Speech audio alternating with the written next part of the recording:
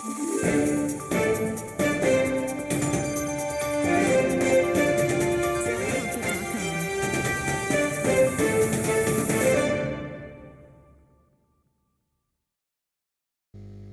नमस्कार, मैं कौस्तुभ उपाध्याय। प्रखर खबर में एक बार फिर से आप सबका स्वागत है। दोस्तों, देश में इस चुनावी शोर शराबे के बीच सबसे ज्यादा हल्ला कोई शख्स मचा रहा है तो वो है हमारे देश के तेजस्वी यशस्वी प्रधानमंत्री श्री नरेंद्र दामोदर दास मोदी जी। पर अपनी मुंहजोरी के लिए मशहूर मोदी जी को 2 पूर्व जजों की एक चिट्ठी ने अजब ही मुसीबत में फंसा दिया है। और ये चिट्ठी लिखी भी उन 2 जजों ने हैं जिन्हें उनके कई महत्वपूर्ण फैसलों और साफ सुथरी छवि के लिए देश भर में जाना जाता है। दूसरी ओर संकट ये है कि अगर मोदी जी से स्वीकार करते हैं तो उनके सारे ज्ञान और सुपर इंटेलिजेंट आईक्यू की कलई 2 मिनट के भीतर सरे बाजार खुल कर रह जाएगी। लिहाजा इस चिट्ठी के चलते मोदी जी की स्थिति कुछ सांप छछूंदर जैसी हो गई है। तो चलिए अब ज्यादा पहेलियां ना बुझाते हुए हम सीधे बताते हैं कि ये चिट्ठी आखिर लिखी किन 2 जजों ने है और इस चिट्ठी में उन जजों ने ऐसा क्या लिख दिया है जिसके चलते अब ये कहा जा रहा है कि मोदी तो फंस गए हो रे। दरअसल सुप्रीम कोर्ट के पूर्व जज जस्टिस मदन बी लोकुर और दिल्ली हाई कोर्ट के पूर्व चीफ जस्टिस एपी शाह ने प्रधानमंत्री नरेंद्र मोदी और कांग्रेस के नेता राहुल गांधी को एक खुली चिट्ठी लिखकर दोनों से लोकतांत्रिक मुद्दों पर खुली बहस करने का आह्वान किया है। इस चिट्ठी पर वरिष्ठ पत्रकार और द हिंदू अखबार के पूर्व संपादक एन राम ने भी दस्तखत किए हैं। चिट्ठी में दोनों नेताओं के बीच इस प्रस्तावित बहस को न सिर्फ जरूरी बल्कि लोकतंत्र के लिए एक अच्छी मिसाल बताते हुए कहा गया है कि अगर ये बहस होती है तो देश की जनता देश के सबसे महत्वपूर्ण मुद्दों पर इन दोनों प्रमुख नेताओं की राय और उनके विजन को जान सकेगी। इस चिट्ठी से न केवल इन दोनों नेताओं को लाभ होगा बल्कि देश के सबसे महत्वपूर्ण मुद्दों के बारे में देश की जनता के सवालों और आशंकाओं को भी दूर किया जा सकेगा।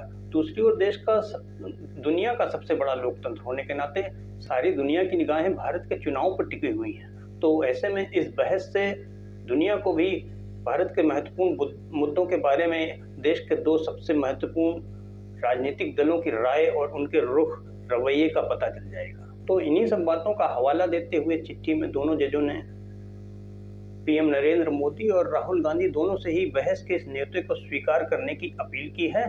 साथ ही उन्होंने इस बहस के लिए समय, जगह, बहस की अवधि और बहस के प्रारूप और यहाँ तक कि बहस के मॉडरेटर तक का चुनाव आपसी सहमति से कर लेने की बात कही है। अब दोनों जजों के इस न्योते ने प्रधानमंत्री नरेंद्र मोदी को एक अजाब में फंसा दिया, क्योंकि दरअसल बहस का न्योता स्वीकार करने की असली चुनौती तो मोदी जी के लिए ही है। राहुल गांधी तो कई बार सार्वजनिक मंचों से पीएम मोदी को रोजगार, महंगाई जैसे मुद्दों पर और देश के विकास पर चर्चा करने के लिए खुलेआम चुनौती दे ही चुके हैं। उधर देश की जनता भी साफ साफ देख रही है कि अपनी चुनावी रैलियों में पीएम मोदी लगातार किस किस्म की बातें कर रहे हैं। वो अपने पिछले 10 साल के कार्यकाल के उपलब्धियों और अपने कार्यों का कोई भी जिक्र किए बिना केवल हिंदू मुसलमान, मंगलसूत्र, संपत्ति का बंटवारा जैसे फालतू की बातों पर चर्चा कर रहे हैं। एक और राहुल गांधी, प्रियंका, शरद पवार, उद्धव ठाकरे, ममता बनर्जी, लालू, तेजस्वी यादव, अखिलेश यादव और यहाँ तक कि भाजपा की गुपचुप मदद करने का आरोप झेल रही बहन मायावती भी कई बार देश के असली मुद्दों पर चुनाव लड़ने की बात कह चुकी हैं।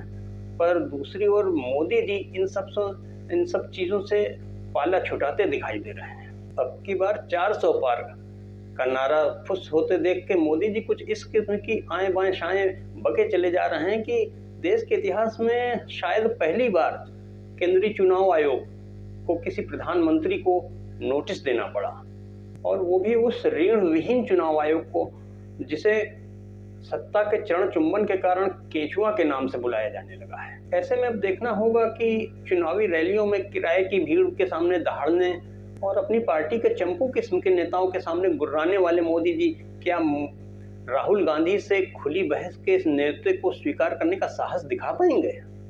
क्या वो अपने उस सिंहनाद की इज्जत रख पाएंगे जब उन्होंने संसद में गरजते हुए कहा था कि अकेला ही काफी हूँ। तो आइए मोदी जी, चुनौती स्वीकार कीजिए और देश को बता दीजिए कि वाकई आप अकेले ही काफी हैं, और दिखा दीजिए कि आप वो असली शेर हैं जो केवल इनक्यूबेटेड माहौल में ही नहीं बल्कि असली खुले मैदान में भी गुर्राना और दहाड़ना जानता है। आइए बहस कीजिए मोदी जी, क्योंकि लोकतंत्र तो बहस से ही चलता है। संसद से लेके कोर्ट कचहरी तक सब बहस का ही तो खेल है।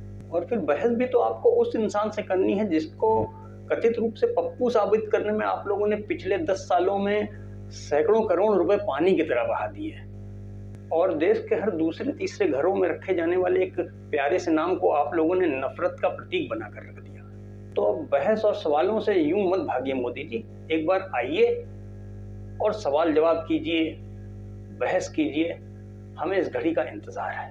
साथियों, आज इतना ही।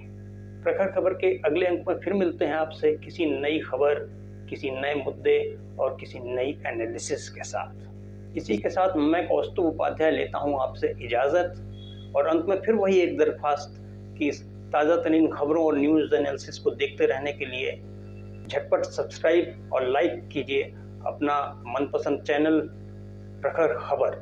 नमस्कार। तख्त की न ताज की, लोगों की, समाज की, सत्ता का पहरा हो जिस पर हर उस गहरे राज की। प्रखर खबर, पैनी नजर, गहरा असर। प्रखर खबर।